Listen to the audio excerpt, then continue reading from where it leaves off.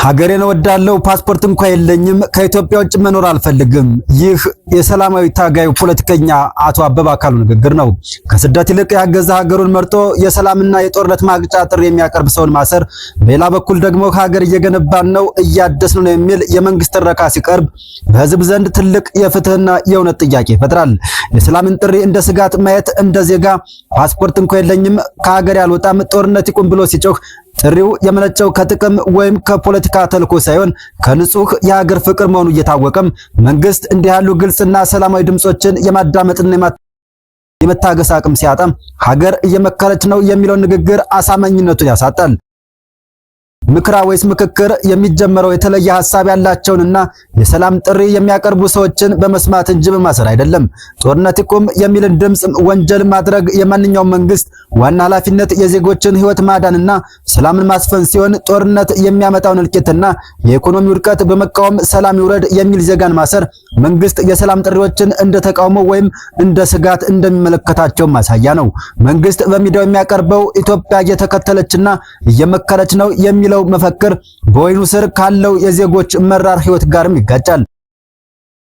እውነተኛ ጥንካሬና ምክር የሚመጣው ስልጣን ላይ ያለው አካል የራሱን ስህተት ሲያርም የሰላም ድምጾችን ሲያከብርና ተቾችን እንደ ጠላት ማየቱን ሲያቆም ብቻ መሆኑ እየታወቀም ሀገር የሚገነባው በህንጻዎች ብቻ ሳይሆን በዜጎች ነጻነት በፍትህና በሰላም መሆኑም እየታወቀም ሀገሩን የሚወድና የሰላም ጥሪን የሚያቀርብ ዜጋም እያሰሩ ሀገር እየተሰራች ነው ማለት የእውነታውንና የምኞቱን ስፋት የሚያሳይ ትልቅ የፖለቲካና የሞራል ተቃርኖም ይሆናል።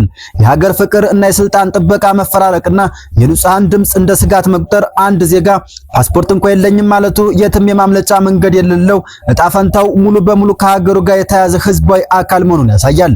እንዲህ ያለ ሰው ጦርነት ይቁም ሲል ጥሪው ከህልውናና ከህሊና የመነጨ እንጂ የፖለቲካ ስልጣን ለመያዝ የሚደረግ ሽሚያም አይደለም። መንግስት እንዲህ ያሉትን ንጹህና ገለልተኛ የሰላማዊ ድምጾች አብዝተው የሚፈሩት ድምጻቸው ህዝባዊ ቅቡልነት ስለሚኖረው እንደው ይታወቃል። የተቃዋሚ ፖለቲከኞችን ለስልጣን ብለው ነው ብሎም ለመፈረጅ ቀላል ሲሆን ሀገሩን የሚወድ ተራ ዜጋ የሚያቀርበውን የሰላም ጥሪ ግን በምን መልኩ ማጠልሸት ይቻላል? ስለዚህም መፍትሄ አድርገው የሚወስዱት ማሰርና ማፈንም ሆኖ ቀጥሏል።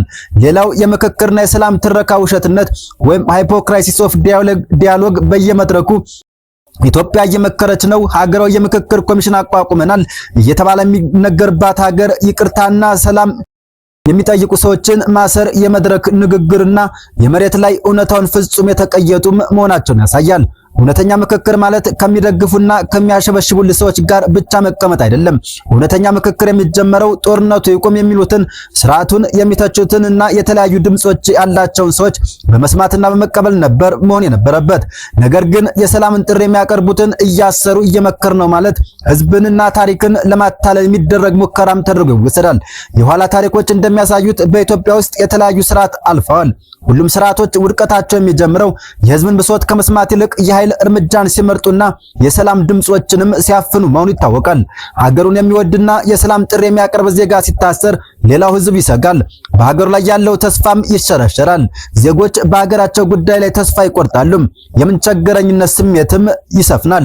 በአጠቃላይም መንግስት ሀገር እየገነባው ነው የሚለው ትረካ አሳማኝ የሚሆነው በቅድሚያ የሰዎችን ህይወት ማዳን፣ የሰላም ጥሪዎችን መቀበልና የዜጎችን የመናገር ነጻነት ማክበርና በሰላም ወጥቶ የመግባት ሲቻል ብቻ ነው።